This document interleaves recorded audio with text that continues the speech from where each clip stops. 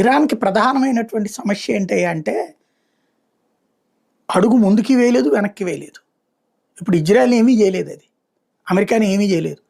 అయితే గీతే 4 మిస్సైల్‌లేస్తది. కొంత ధ్వంసం జరుగుతది. దానికి ఆళ్ళిద్దరూ కలిసి ఈళ్ళని సర్వనాశనం చేస్తారు.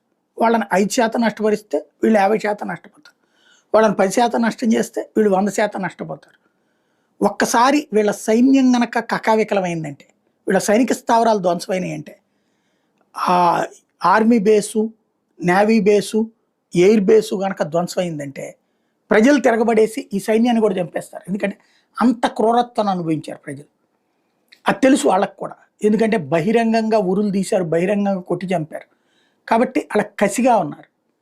ఇలాంటి స్థితిలో ఆగి యుద్ధం చేయకుండా కూర్చుంటేనేమో ప్రపంచవ్యాప్తంగా షియా ముస్లింలకి వీరుడిగా కొలవబడేటటువంటి ఖొమైనీ చేతకాని వాడిగా మిగిలిపోతాడు.